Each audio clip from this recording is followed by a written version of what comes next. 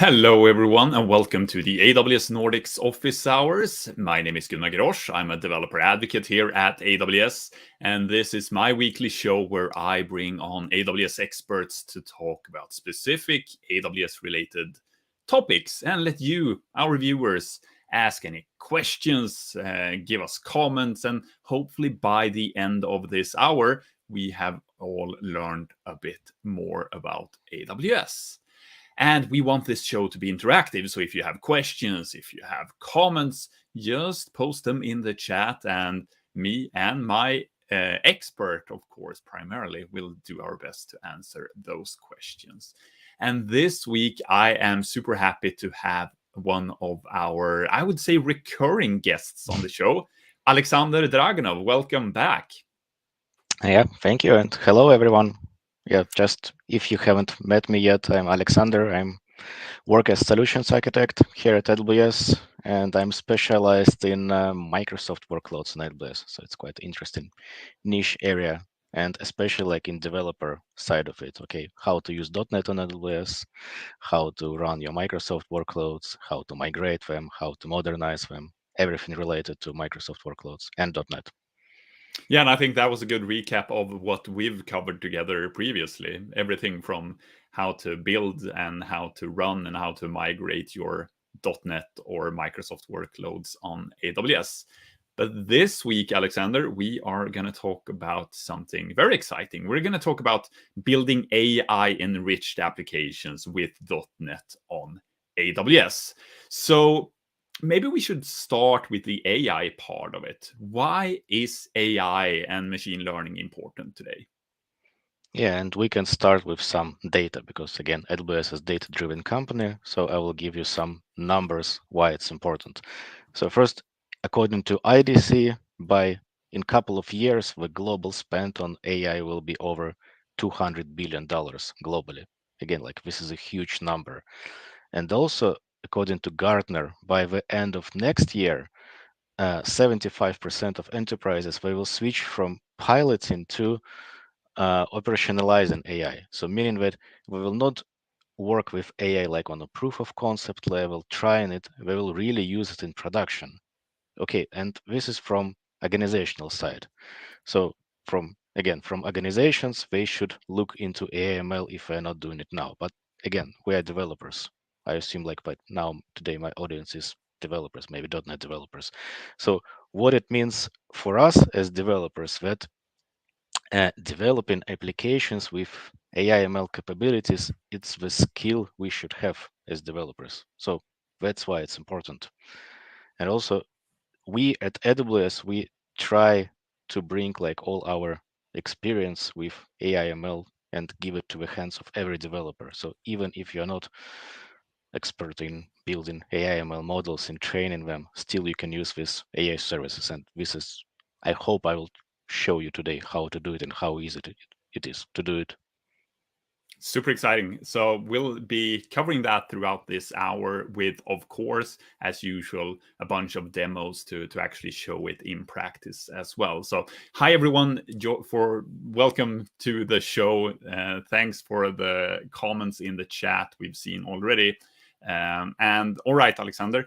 So then how does a .NET developer get started with AI and ML? Yeah, and also today, like I will do all the demos using .NET, but everything which I will show, it's applicable to any kind of developer. So if you're like Python developer, if you're developing in TypeScript, in JavaScript, you can do like exactly the same things. So .NET is not simplifying your AI/ML process. It's AWS AI services, which makes it easy to do. Yeah, I And think that's super important to point out. Yes. yeah, so like all the examples, yeah, if you're Python developer, you can take the examples which I show and do it in Python exactly the same way. But again, if we talk about developers, and yeah, I was a developer before joining AWS like for 20 years, and I have no experience with working with AI models because in order for you to to build like AI as a AI expert, you need to get data, you need to prepare data, you need to select model, you need to train model, then you need to tune this model, deploy it somewhere. And once it's deployed, you need to monitor it, you need to maintain it, then you need to create API to expose this model to use it. So it's a lot of things you need to do as a developer if you want to run your AI ML models in Yeah, a and cloud. these are tasks that are perhaps normally used or done by a data scientist, perhaps at a company. Yeah, exactly. But again, we are .NET developers, so we want to use these AI services, but without doing all this, heavy lifting of, Mm. creating the model and, playing with model and all this stuff. So what we want to do as developers, we just want to use SDK, software development kit. So we want to use, some simple, consistent API, call different services, create response, call the operation, create request, call the operation, get the response back, and then get some valuable insights from your data or from what you want. So this is what we want to do as developers. And this is what AI services from AWS can help you to do it. So, well, should we perhaps get started straight away then? Jump into the first example of how we can actually use an AI service to do what you just explained. Yeah, yeah, and I will show how easy it is. And again, I will show it using .NET code, but it will be roughly same number of lines of code if you use other programming languages. All right. So once again, we want it to be interactive. So if you have questions, comments, just put them in the chat, and we'll make sure to answer those along the way. And Alexander, well, you are mainly a .NET developer, so we'll see if there are questions around other programming languages as well. See how we'll cope with those. Should I bring up your screen, Alexander? Yes, you can do it. There we go. And the first service which we will talk about is Amazon Comprehend. So it's a fully managed, continuously trained service which can help you to discover insights and relationship in a text. So like our input to these demos will be text. And probably I will show the demo first, and then I will show how the code looks like. So it will be easier to follow. So let me run it. And let me bring the right screen. Just a second. Yeah. So this is very simple demo. And what we're going to do, we want to analyze some text. So first, this is the text about our CEO, Adam Salipsky. And what we want to do is we want to analyze this text and detect the entities in this text. So I'm just calling the detect entities method. And what we see that, okay, from this text, Adam Salipsky is a person with a confidence like over 99%, Amazon Web Services organization, AWS as organization, then 11 years as a quantity, this is the date period, multi-billion dollar, it's a quantity again, and so on. So imagine use case that, okay, you have a lot of text and then you need to get like all this, main insights from the text or like the entities from the text. And then you can use comprehend to do it. So let's see from code perspective how how I implemented it. So let me switch to the Visual Studio. So first, AWS SDK is distributed as a number of NuGet packages. So I already have NuGet package installed for comprehend. So it's Mhm. AWS SDK comprehend NuGet package. Okay, and then if you're dealing with Node.js, you will have like npm packages and other package managers based on the language what you use. But we're using .NET. Then I need to add reference to my dependency injection container. And again, where for .NET we have helper methods, and we have helper method add AWS service. So what I'm doing, I'm just adding the reference to comprehend. Like so far, one line of code. And then let's go to our implementation. So I want to use this entity detection method. So first, again, this is my form. I'm just injecting my comprehend client. So this is the class which I will invoke all operations on. And this is the method which I just showed to you. So first we're composing the request.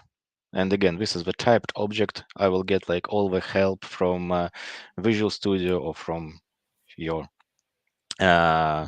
development environment of a choice. So everything is typed. So I'm creating request, detect entities request, and as an input, I'm providing the text, which I want to analyze, and the language of this text. Again, few lines of code. And then I'm calling the comprehend client, and then I'm calling this detect entities method. And I get the response back. So response, it's just a list of the entities which comprehend detected. Like what is the text, what is the type of entity, what is the confidentiality score. And then if I want to highlight this detected text in the original text, I have offset to highlight it. So that's it. How many lines of code? Create a request, call the operation, get the response back, and get the list of entities. And so, yeah. no, I was just going to say that. So this is, like you said, this is the .NET example, but using other SDKs for Python or for JavaScript or other languages, it is basically the same. So you're making use of the SDK to then call this comprehend service in this case to make that request for you with yes, and very little effort. And we're just using the API of these AWS AI services. So we don't deal with model, we don't create model, prepare model, train the model. We just call the APIs on the appropriate service and get the response back. And another example is, okay, like here I'm providing the language code, but what if I want to detect the language of a text?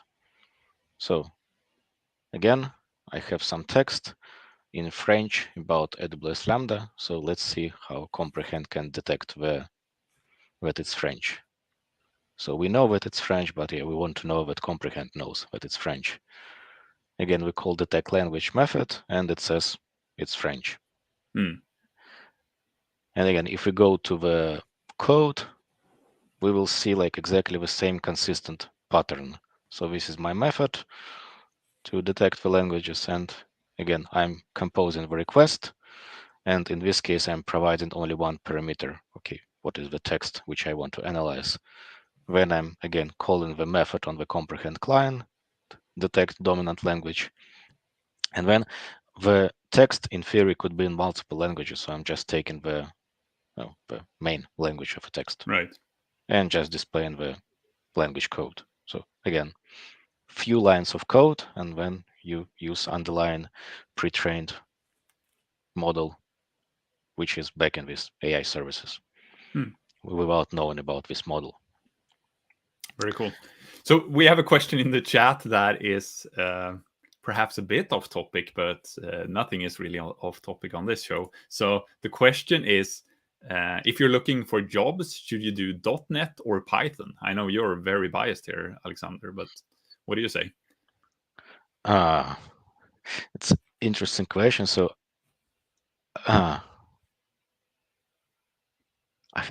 think there is a market for all kind of developers nowadays.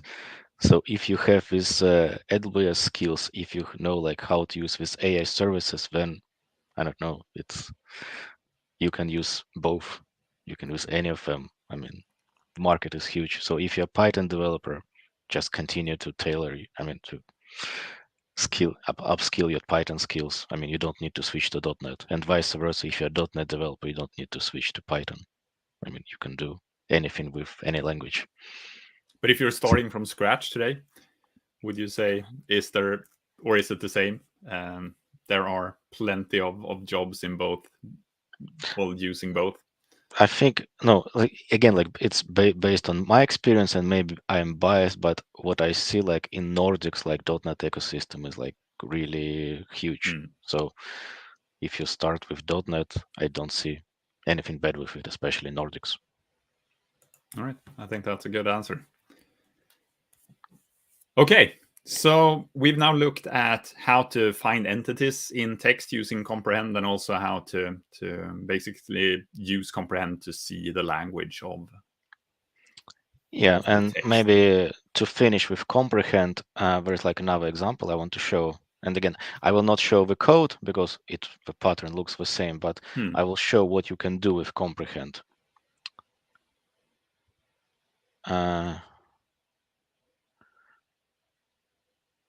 Yeah, so this is example of contact form. So imagine like someone on a website fills the contact form, and you want to identify if there is any personal identifiable information in this piece of code. And again, if it is, what kind of personal identifiable information it is. And again, there is a method called detect PI. So from what I see from this code, that okay, we have John Stanley, and this is the name. When we have this 4 digits, which is a social security number, we have date time, and then we have like 2 numbers, this number and this number, which looks very similar. But again, Comprehend can identify that this one actually is a credit card number, and this one is actually a bank account number. Right. And then there is like address. So again, imagine that you are building, I don't know, like a chatbot for your bank, and then based on the information that person entered, probably you need to redirect this request to different like departments in a bank. Maybe it's like a fraud request, or maybe it's an issue with a credit card number, or yeah, something like this. This could be the use case. And again, you can do it with Comprehend.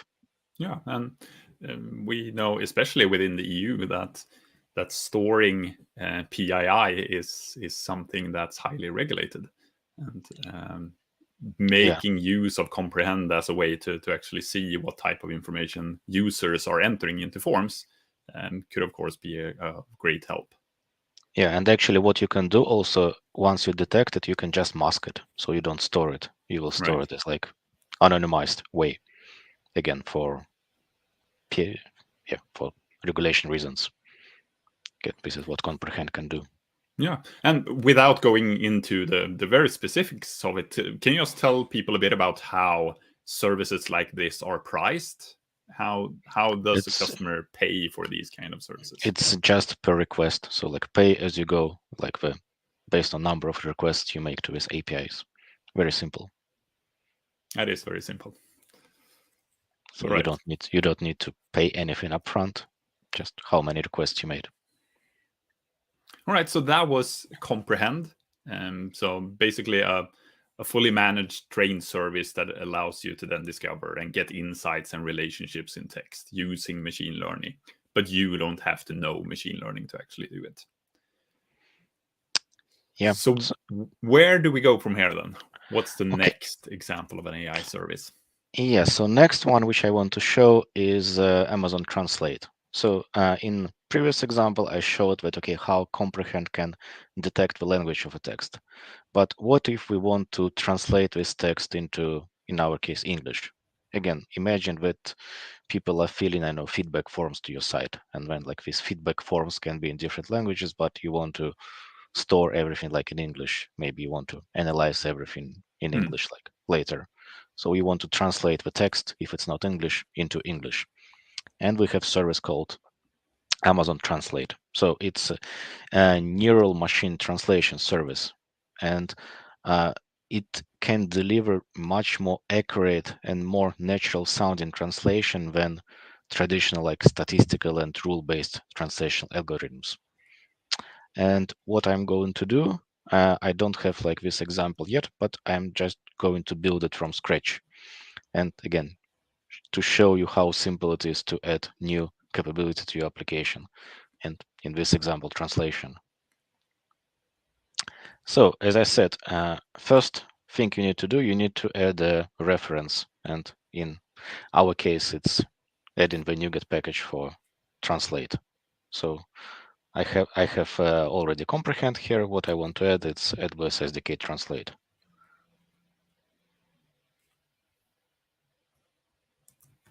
Okay, so I'm just installing the translate NuGet package.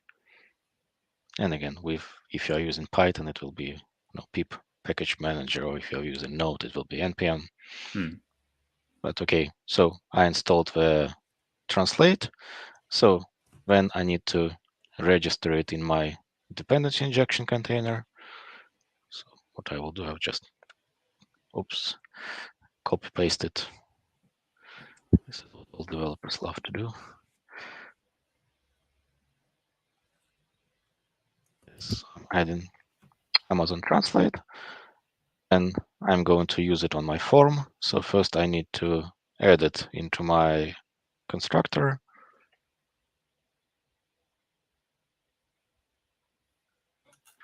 And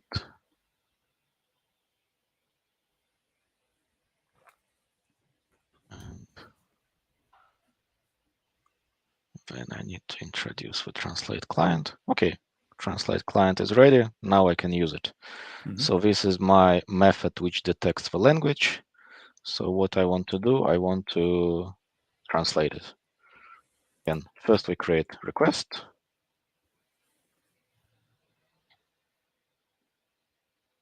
And it will be my translate text request.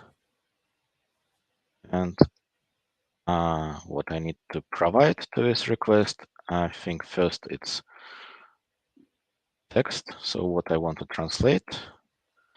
Then I need to provide like from what language to what language. So I think source language, it's the language which we detected using comprehend. And the target language is the language which we want to translate into. So in our case, it will be English. So whatever language we detect, we'll translate it to English. Okay, I created a request. Now I need to get response back.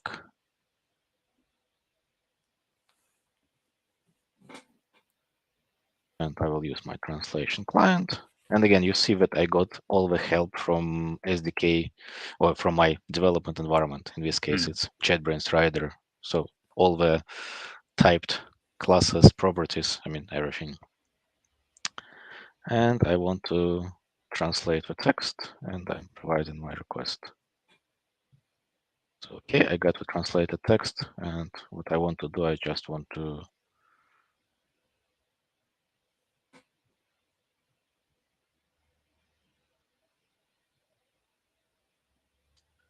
edit the result.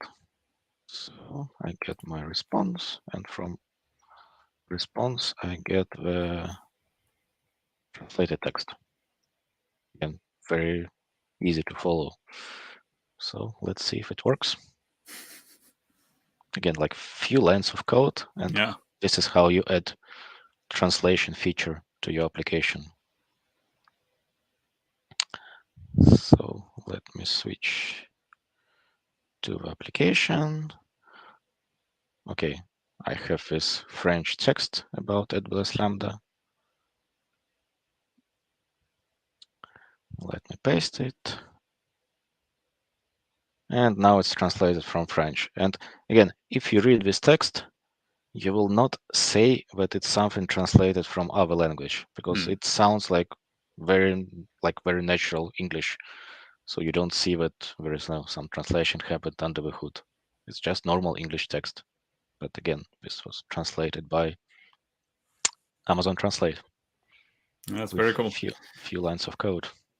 And I have to say the response time of the actual translation is really, really fast as well. Yeah. And also, again, we are now using SDK to work with services, but all these AI services, you can play with them directly from AWS console. So let me check. Let me show. So I will go to Amazon Translate in my AWS console. And then I can use translation here. Again, my source language, I can auto detect it. And yeah, this is translated into English. So you can use your AWS console to play with a service. And then and many of these AI services have this feature available in the console, so you can try them out basically. Yes. Very cool. So yeah, just in a few lines of code, you were able to actually add translation of the text, not only detecting it, but also translating it. And in this case, you hard coded it to translate to English, but that could, of course, also be something that you're Yeah. doing in any way you wish with drop downs or based on the user language and so on. Yeah, exactly. Very cool. One of my favorite parts about these AI services is that the name actually says what the service is. So translates text. I like that. Yeah. It's not always the case with AWS services, but in this case, it's one-to-one match. It is, exactly. All right, cool. So if you just join us, this is the AWS Nordics Office Hours. I'm joined by our old friend Alexander today, and we're looking at how to use AI services simply with .NET using the AWS SDK for .NET in this case. And we've looked at so far comprehend and translate to first off perhaps understand text and then also translating text without any knowledge of machine learning, which is great for us as developers. So next then, which service do you want to try out next? Yeah, so next we will work with TextStruct. And I don't know like if you can detect what this service is doing by its name, but I think it's also quite good one. I So think so as well. so TextStruct, it's the again machine learning service which automatically extracts text like handwriting and data from scanned documents. So you provide the image as an input, and then it can identify, understand, and extract the data from this text. And it could be just text, or it could be forms, tables, and even like more complicated documents, which I will show you. So I think many of us are familiar with OCR and OCR services where you could basically scan a document and then it would read the text. How does TextRact differ from the traditional OCR? Yeah, because OCR just detects the text. So, I know, line by line, word by word. So what TextRact can do, it understands like the document, it understands the context. So it can extract like the structured data, like tables, forms, and also you can query these forms in an easy way, so you don't need to understand the structure of these forms. So this is where TextRact shines. And actually, this is feature of TextRact called TextRact queries, which I will show later. But first, I will show like one example of TextRact, which I know many developers can relate to. So again, imagine that you are building an application which deals with expense reporting. So you have receipts that users submit and want the expenses back. And what you want to do, you want to implement some kind of validation that the receipt that the user submitted has the same amount that user claims to be returned. You want to implement this simple validation. And again, imagine that you do it manually. You need to parse these receipts, and the receipts can be in very different formats. Then you need to identify that, okay, I want to find the total amount on this receipt only and not other numbers. So it could be like very complicated task. But again, using TextStruct, it will be few lines of code. So let me show. And again, I will show the demo first, and then I will show how the code looks like. So I have receipt, and this is like my own receipt, which I took last year. It will appear in a second. So, okay, this is the receipt from a barbecue like in United States. So this is like the name of a place, address, like email, some phone number, list of line items, and there is a total. And again, what I want to do, I want to validate that the total which user is claiming is the same as the total on receipt. So this is the receipt, and this is the data which was extracted by TextStruct. So there is a data of different types. So again, it can classify all the extracted data. Okay, so this is the address as a full address, but then these are different parts of address like street, city, state, zip code. This is the name of a venue, This is like how many tips I left, invoice date, subtotal, total.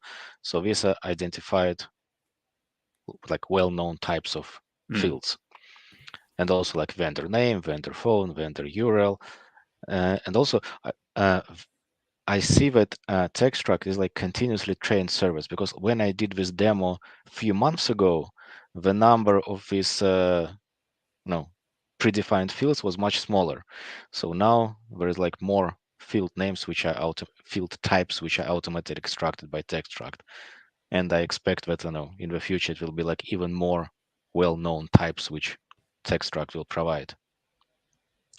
And then besides the summary fields, there are also all the line items. Okay, with like blue frosty, with an item, and there's the price of this item.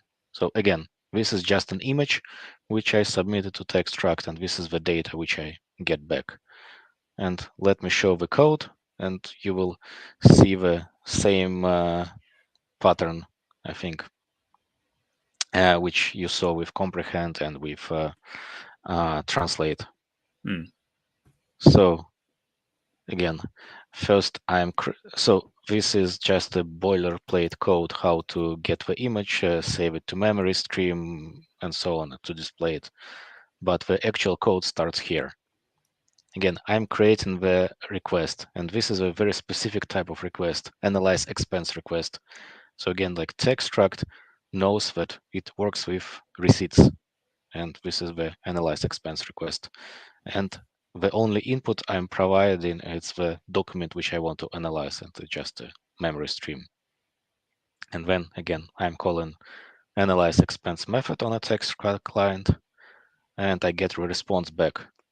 And because it can work with multiple documents, so first I get the collection of the documents back, and for each document, first I get the summary fields, and this is what you saw, like vendor name, tax, tips, and so on.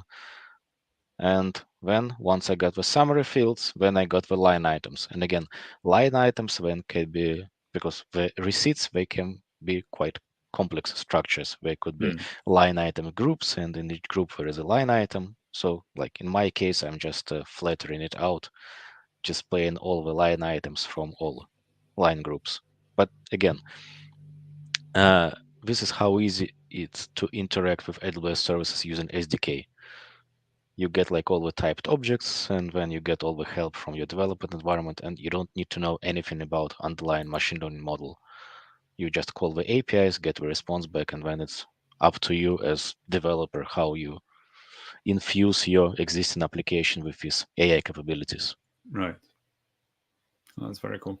And I also liked what you said before, that it is a service, and with the other services as well, of course, that is improving over time. So it is, of course, first off, learning more based on the machine learning models and how they are trained, but also that you're able to get additional labels out of it now than just a few months ago. Yeah, this is what I experienced myself. So Hmm. I read about what it's continuously trained, and then yeah, I want to see. I mean, I saw it myself when I get the different result back, Right. much richer when I had it before. Very cool. So you also mentioned that there was something called textract queries. Can you tell us a bit more about what queries means? Yeah, so again, like with TextRact, you can analyze the document, and you can analyze the structure of document. So if it's a form, you will get a structured response back on group of fields, Hmm. labels, and so on. If it's a table, again, you will get like rows, columns, etc. But what if you don't want to analyze the structure of document? You just want to ask simple question. Okay, this is the form, and okay, what is the person name? So you don't want to go into all the hierarchy of fields yourself. You just want to get the answer to your specific question. Hmm. And this is what TextCrack queries is. So it's a pre-trained out of the box AI feature which allows you to specify and extract the specific data without knowing about the structure of a document, about like different types and versions. And again, this is the feature which is like pre-trained on the large number of documents like Payslips, bank applications, loan applications, and so on. So again, you can analyze these forms without need to parse them. Mm-hmm. So, and again, let me show a few examples. So, well, I'm not going to type it. I'm just copy pasting it, as all developers like to do. But again, imagine I'm having loan application, and loan application, even without me displaying this form to you, you can imagine that it's a huge form with a lot of fields, structured with in different ways. But I don't want to know about this structure. What I want to know is, okay, what is the social security number of a borrower?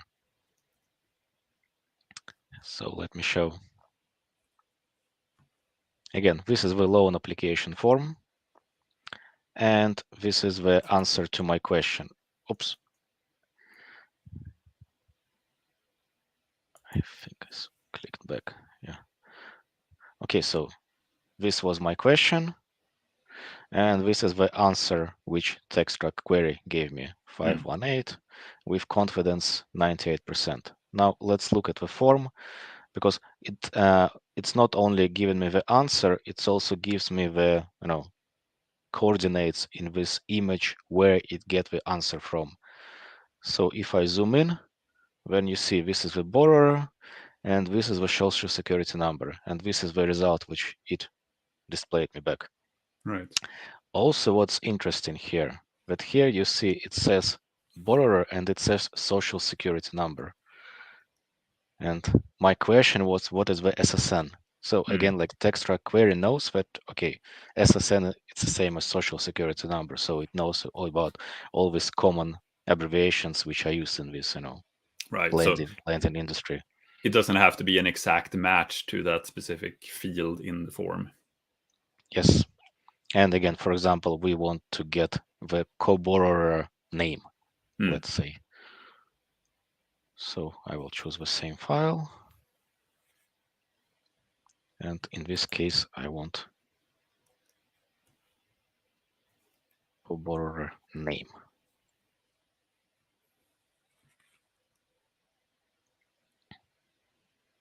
And it says it's Peter Parker with confidence 100%. It's like quite impressive. And again, this is where it took it from.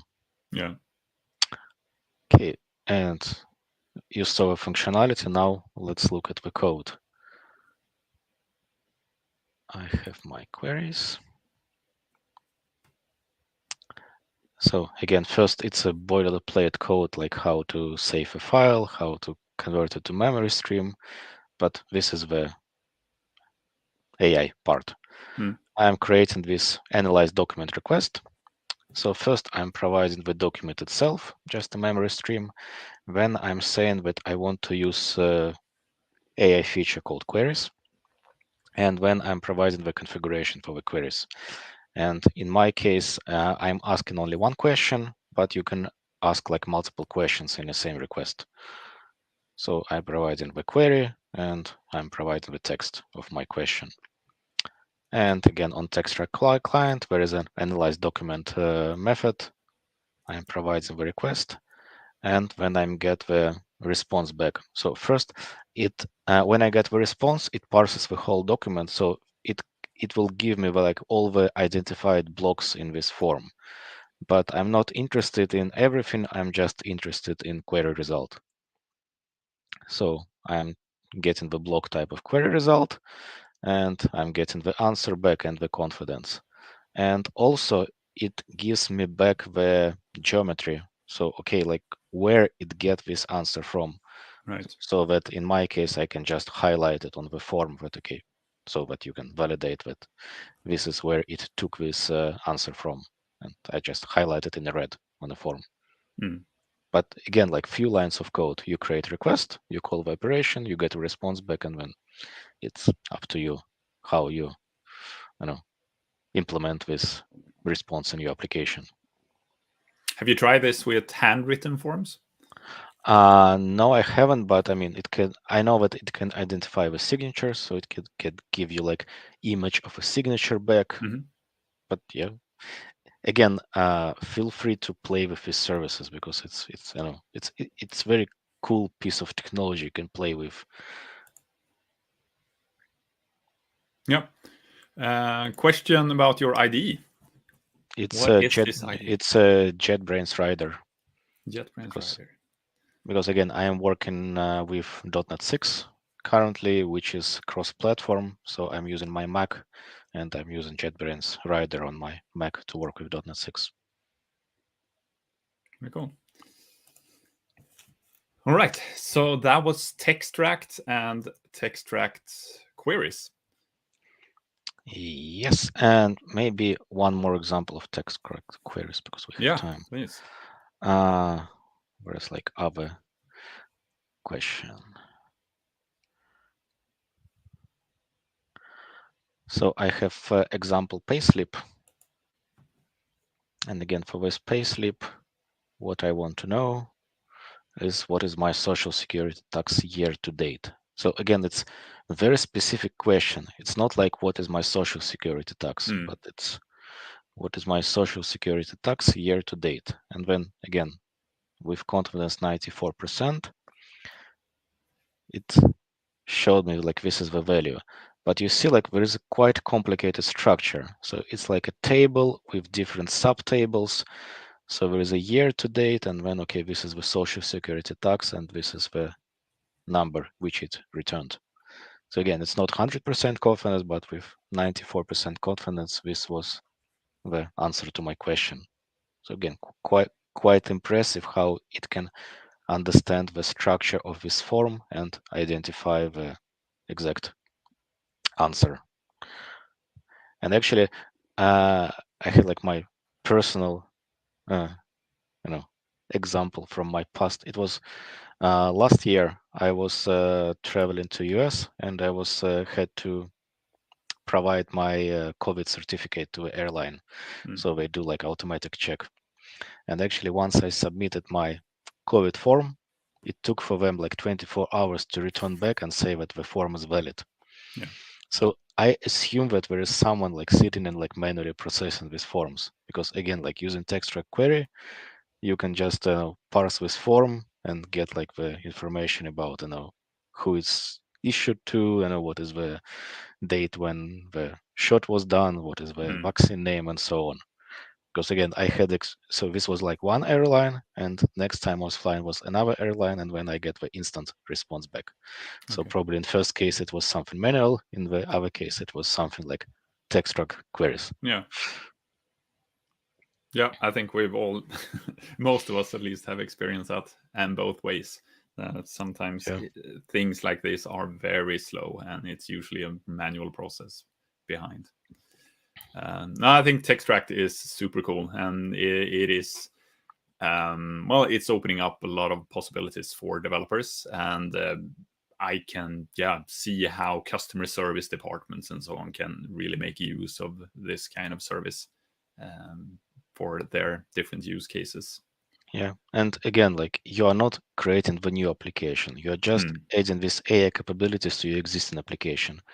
Okay, maybe you already have this workflow for this COVID forms validation. Yeah. But again, instead of manual step, you will just implement this automatic step to process this form. But the rest of your application will stay the same. Just like one small step to infuse your application with AI, which will improve the customer experience greatly.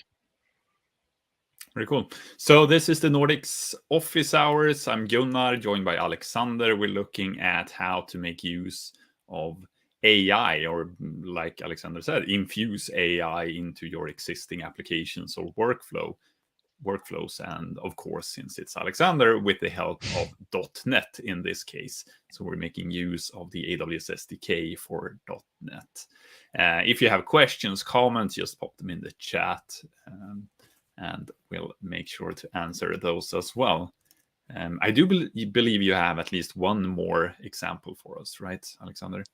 Yes, so there's like one more service which I want to show, and there are many more services. We don't have just time to show them. So like Yeah. the service which I'm going to show, it's Amazon recognition. And again, maybe from the name, you will guess that it deals with images and videos. So it can help you to detect entities, detect like text, do identity checks, and so on. And this is what I'm going to show. So first, it's very easy example is like how to detect faces. So I have like one picture, and this is the picture of my family, which I took at the airport some time ago. And again, what recognition can do, it can detect these faces and again provide the uh, geometry of these faces so you can highlight it. But besides that, what you can do, you can also detect personal protective equipment. So again, if we use the same example here, it's okay. It can detect if people are wearing face masks or not. Mm. But the other use cases could be, and yeah, it detects for persons with face as a body part, and then the type of cover is face cover, and then yeah, covered through. So we are compliant with all airlines at that time. But it can also detect other kinds of personal protective equipment. So it could be, I don't know, helmets if there is a warehouse worker. So probably you want to implement automated way to check that all warehouse workers are wearing helmets, or Mm. maybe gloves, or other type of like Google's other types of protective equipment. But again, in my example, I just used face cover. So this is one use case. Another use case could be to detect text.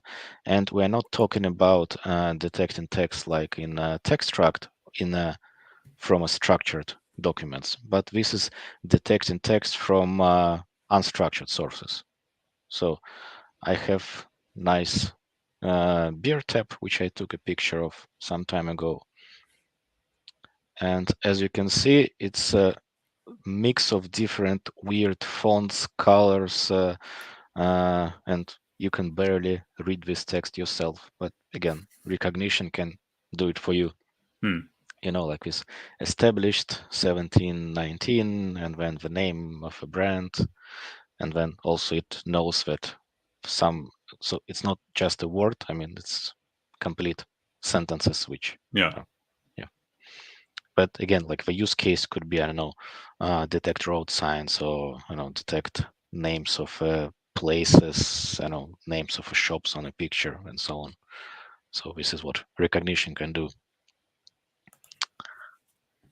And one more example which I want to show, and this is probably like what all developers can relate to. Again, like during COVID, many of us were taking time to take, certification exams. Uh, and when you do it at home, there is a process called proctoring. So like, someone checks that it's really you who is taking the exam, but I mean, there are no, you know, calculators or phones or yeah, whatever in the screen. And this is what you can do with recognition. So you can do identity check. So again, I have my ID, and then I have my picture from a camera. So this is my driving license, and like in Sweden, when you renew your driving license, you take picture of yourself, and then you post this picture to the police, and then they print the driving license for you. So like you picture it, when they scan it, so you end up with photo like this. So if you have brand new driving license, you have quite nice picture. Once you renew it, I mean, you have like picture like this, which is, copy of copy of a copy. But so this is my driving license, and this is my picture. And it says that, okay, this is the same person with 99.96% confidence. So Mm. when I ran this test, I was really impressed about the capabilities of recognition and how it can do it. Yeah. And again, in this example, I did it on the static picture, but recognition can work with video streams as well. So I mean, you can continuously monitor that the person in the frame, it's the same person who tried to pass the exam. Right. And just before this stream start, I took a picture of Gunnar. So let's see if Gunnar can take exam instead of me. I think I can. Again, it's up to recognition to say if you can or not. Just let me find the picture. I think it's on my desktop.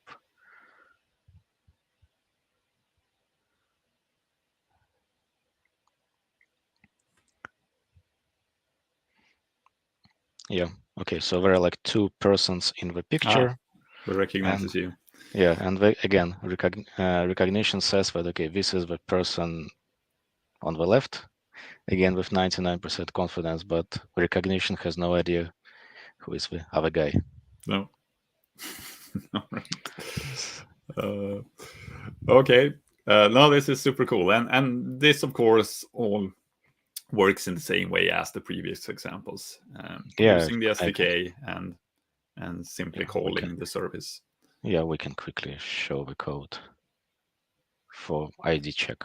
So again, some boilerplate code to save the images, and then this is the main part. So I'm creating the request, and I'm using the method called compare faces. And what I'm providing, source image and target image. Then I'm calling compare faces method, and then it tells me how many face matches were there. If it's more than one match, then I'm getting the confidence score, and again, I'm getting the geometry back to highlight it on the picture. But again, create request, call compare method, compare faces method, get the response back. So a few lines of code and can give you this kind of powerful functionality. Very cool. So we had a question in the chat. Let me just pop it up about the previous example of recognition, that label you had, or the beer tap, I believe it was. So how it detects the text, if it's from right to left, since it detected the year before is the established abbreviation.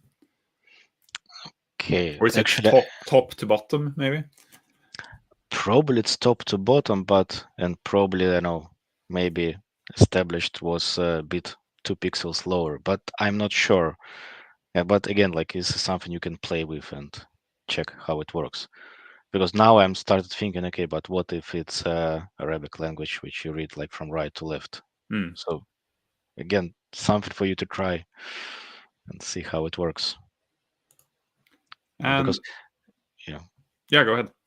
No, because again, you can play with recognition directly from console, so you don't even need to create an application. So you go to recognition and then demos, label detection, or maybe no, text and image. And then, yeah, so this is just a sample image, but you can upload your own image and then do it directly from a console. And then this is, and you can even see what is the request and how response is structured. So yeah, just feel free to play with it, how it works. I don't know like why established was second. My guess is just 1 pixel lower.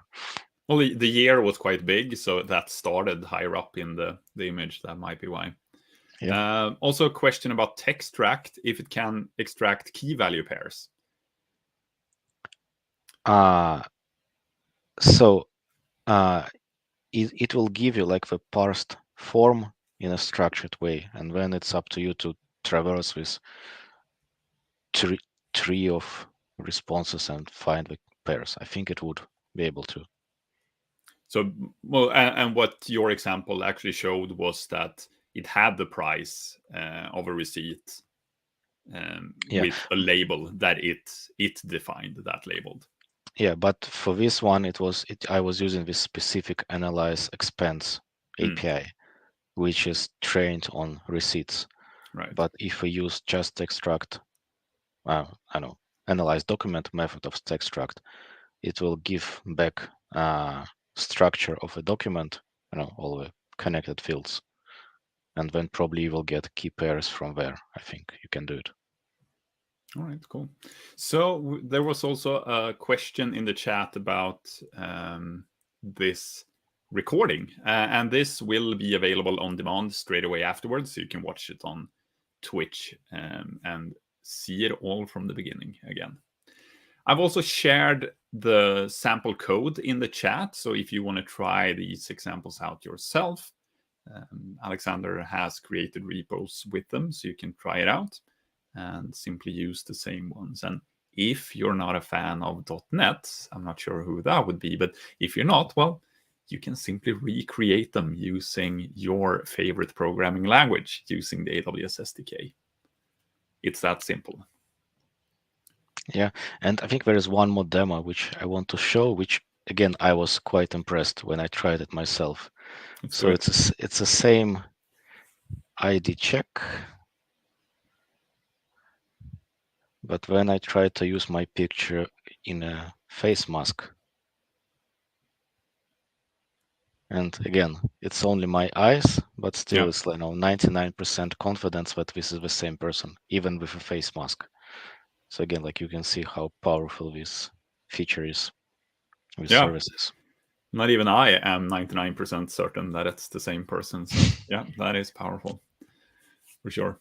Oh, that's cool. And as you said, you could use this also with video, so it doesn't have to be just a picture. It's just for simplicity of a demo. I just use static assets.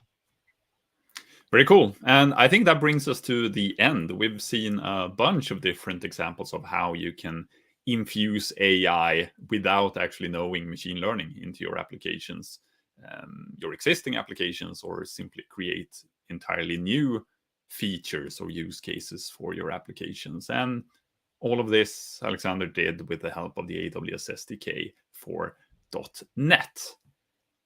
There are a bunch of services we haven't touched upon, Alexander.